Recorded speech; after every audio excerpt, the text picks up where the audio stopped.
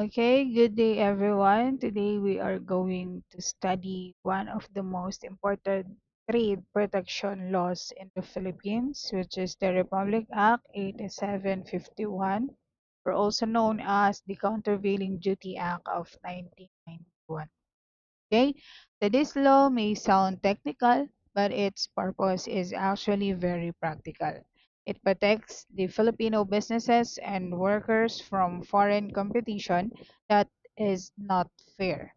Specifically, competition where a foreign government is secretly subsidizing their own exporters. So by the end of the lessons, you will understand what a subsidy is, how the Philippine government investigates it, and how it imposes countervailing duties to level the playing field. Okay, so let me walk you through what will we cover today, and we have 7 topics. So first is we will understand what RA 8751 is. Second, we will define important terms like subsidy, domestic industry, and injury. The third, we will look at the different types of subsidies. Fourth, we'll learn how a countervailing action is initiated, who can file, and what they need to submit. Fifth, we will trace the entire investigation process step by step. And sixth, we will discuss how the duty is imposed, how long it lasts, and how it can be reviewed. And finally, we will look at the roles of the 4 key government agencies involved. All right, so let's begin. So the Republic Act 8751 was signed into law on August 7, 1999, and took effect just 24 days later, on August 31, 1999. And it amended the Section 302 of the Presidential Decree 1464, which is the Tariff and Customs Code of the Philippines. Okay, so its core purpose is simple. No, if a foreign government is giving financial assistance, that's what we call a subsidy, to its producers or exporters, and those subsidized products are coming into the Philippines and hurting our local industry, then the Philippine government can impose an additional duty called a countervailing duty that is equal to the amount of the subsidy. All right, so look at the right side of the slide. So the implementing rules and regulation were released through Joint Administrative Order 02 in the year of 2000. And because the Philippines is a member of the WTO, this law is aligned with the WTO agreement on subsidies and countervailing measures, or what we call the SCM agreement. Okay? So, can you think of a product that might be sold cheaper in the Philippines because a foreign government is helping pay for its production?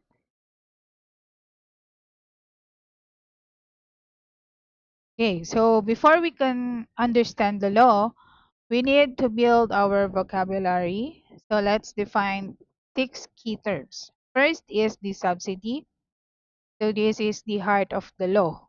Okay, a subsidy is a financial contribution from a government or any public body that gives a benefit to a producer or exporter. And this can take in many forms, no? Through direct cash grants or loans at below market rates, or equity infusions, loan guarantees, tax exemptions, or even the government buying goods from a producer at above market prices. Okay? So if a foreign government does any of this for their exporters, and it hurts us here in the Philippines, so we can act. No? And then as to the domestic industry, So this refers to the Philippine producers of the product being affected. Normally, it means all producers of the like product, or at least those whose combined output represents a major share of a total domestic production. And for the like product, this is a product identical or at least very similar in characteristics to the subsidized import we are investigating. So that is for the like product. And material injury, so this means significant harm. So we look at the data like the sales decline, loss of market share, drop in profits, reduced employment, and lower wages. So that's the material injury.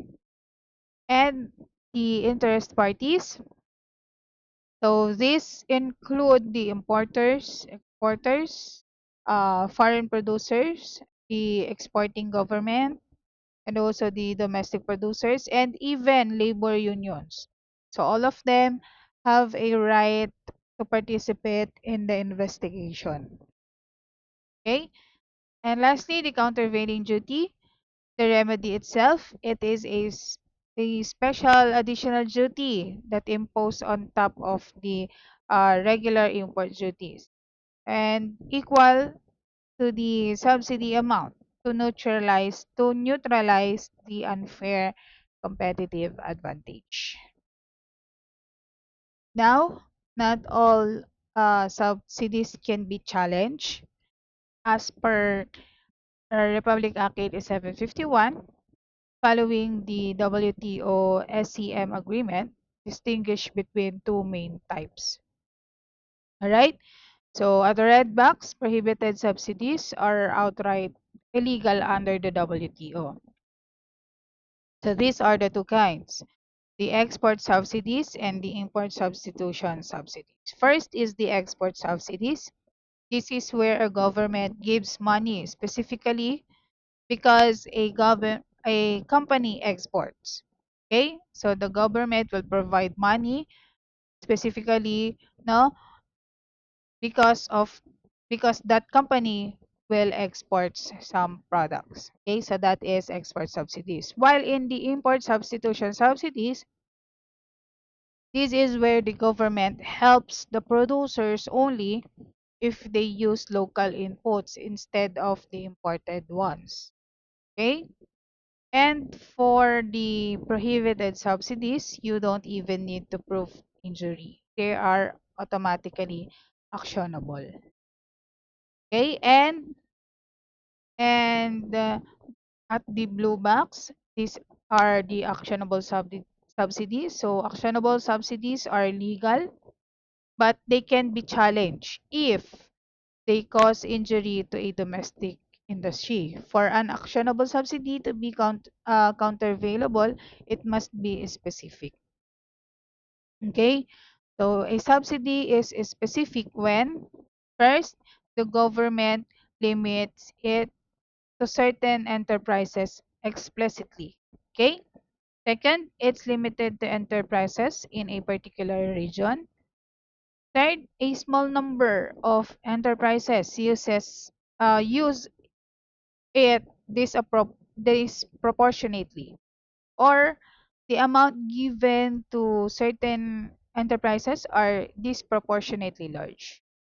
So if a subsidy is generally available to everyone, like a national infrastructure program, so it is not a specific and therefore not countervailable. Okay?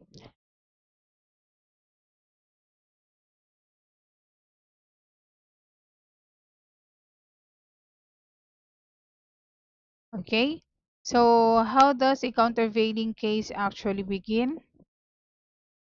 So based on who can file, so under the RA 8751, a countervailing action can be initiated by any interested person, whether it is natural or juridical, who files a verified petition. Or the second one is the Secretary of Trade and Industry or the Secretary of the Agriculture in special circumstances where there is already sufficient evidence. Okay? And now here's the important part. Okay, look at the thresholds, industry support thresholds. So first, a petition cannot just come from one small company. The law requires that the petition must be supported by domestic producers whose combined output represents more than 50% of the total production. So this is to make sure that the petition is genuinely represents the domestic industry. Okay? Second, however, an an investigation can begin if the petitioner only represents 25% or more of a total output, as long as more of the industry supports the petition than opposes it. Okay? And look at the bottom of the slide. So the petition itself must include a description of the domestic industry affected, employment, capital, and production data, names and addresses of importers, exporters, and foreign producers, the country of origin and estimated subsidy amount, and any other supporting facts. Okay, so that's the inclusion of the petition itself.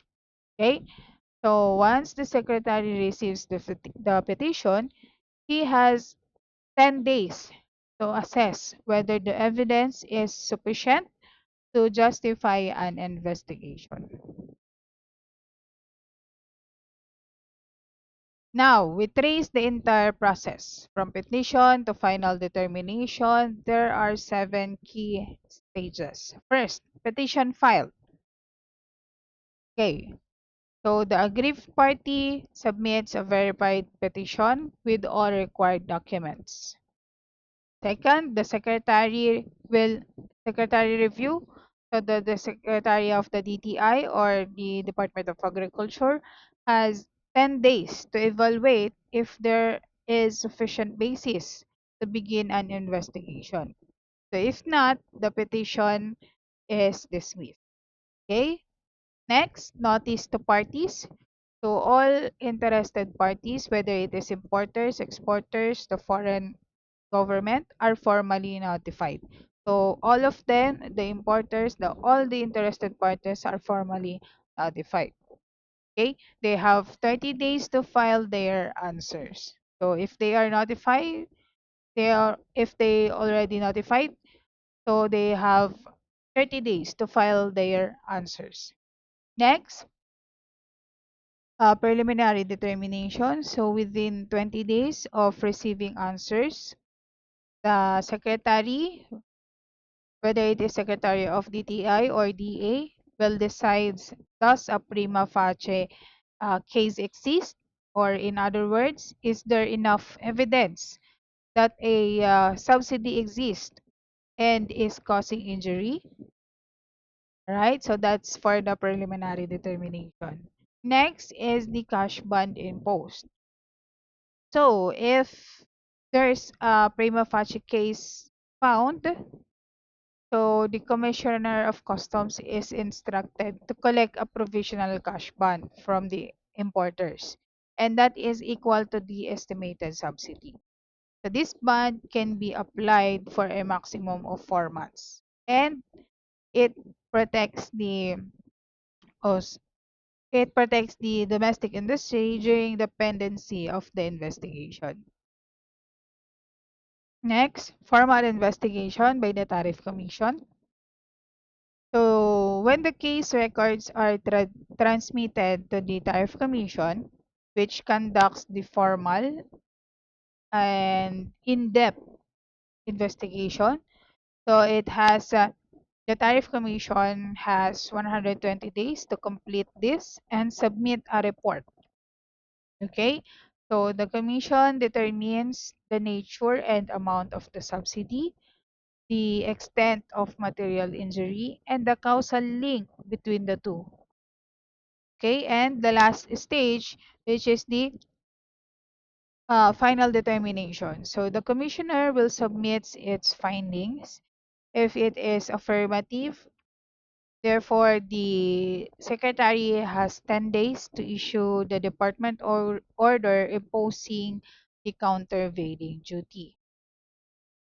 And as you may notice, the note at the bottom of the slide, at any stage, the investigation can be determined if the subsidy amount is de minimis, that is, too small to matter, or if the injury is negligible. Okay?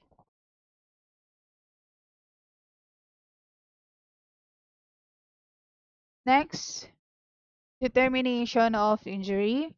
So let's look more closely at how injury is determined because this is the most technical part of the investigation.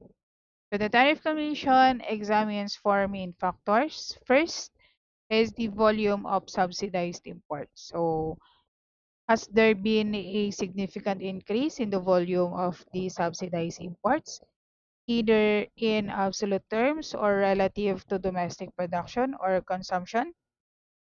So that's the first factor. Second is the price effects. No? Are there, subsidized imports undercutting domestic prices? Are they suppressing prices, keeping them artificially low, or preventing prices from rising naturally? So that's the second. Third, impact on the domestic injury. This is the broadest factor, right? So the commissioner looks at output, sales, market shares, profits, productivity, return on investment, capacity utilization, employment, wages, cash flow, and inventories. Right? So those are the outputs, no, that may the commissioner looks at. All right. So fourth, threat of material injury. So even if injury hasn't happened yet, the commission can act if it is clearly foreseen and imminent. Right? So it looks at the nature of the subsidy, the rate at which subsidized imports are growing, available export capacity of the foreign country, and the pricing of those imports. Okay? So one more important is that the commission must also consider other factors like changes in demand, domestic competition, or technology that might be causing the injury independently of the subsidized imports. So the causal link must be proven. All right, so we go into the imposition, duration, and review. So once the Tariff Commission makes an affirmative finding, what happens next? Okay, so as you may notice in the imposition, so the Secretary issues a department order imposing the countervailing duty within 10 days. Right? So the Commissioner of Customs then collects it on top of ordinary duties and taxes. If a cash bond was previously collected and exceeds the final duty, then the excess is returned to the importer, but without interest. All right? So for the duration, so the duty stays in effect only as long as necessary to counteract the subsidy. But the law sets a maximum. Okay? After 5 years, the duty automatically expires. This is called the sunset clause. Okay? Then the only way to extend it if if a review is initiated at least 6 months before the expiration date. And the commission determines that removing the duty would likely lead to recurrence of subsidization and injury. Next, as you may notice in the review and appeal, so the interested parties can petition the secretary for a review after at least 6 months of the duty being forced. Okay? So the review must be completed within 90 days. And for judicial review, any adversely affected party can file a petition with the Court of Tax Appeal within 30 days of receiving the notice of the Secretary's order. Importantly, filing this petition does not stop the collection of the countervailing duty. Alright? And as to the government agencies involved, based on the RA 8751, involves four key government agency, which is with a distinct role. No, first is the DTI, or the Department of Trade and Industry. This is the lead agency for the non-agricultural products. Okay, so the DTI secretary receives the petition, assesses it if they already receive it, and makes the preliminary determination. And ultimately, they will issue the department order imposing the duty if it is regarding with the non-agricultural products. And for the DA, or Department of Agriculture, it plays the exact same role as the DTI. But this is for the goods that are related for the agriculture or the agricultural products. Okay? So if the complaint involves, say, subsidized rice or corn from another country, then the Department of Agriculture Secretary leads the process. All right? And the Tariff Commission, so this is the independent technical body. They conduct the formal investigation. This is where the deep analysis happens.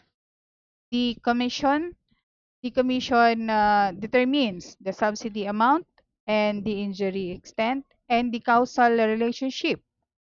And the commission has 120 days to submit its findings. And it can also conduct sunset reviews. Okay? And lastly, the Bureau of Customs. So this is the enforcement arm. Okay, so the Bureau of Customs gathers the import entry data at the start and then collect the provisional cash bond during the investigation, and ultimately collects the definitive countervailing duty once the order is issued.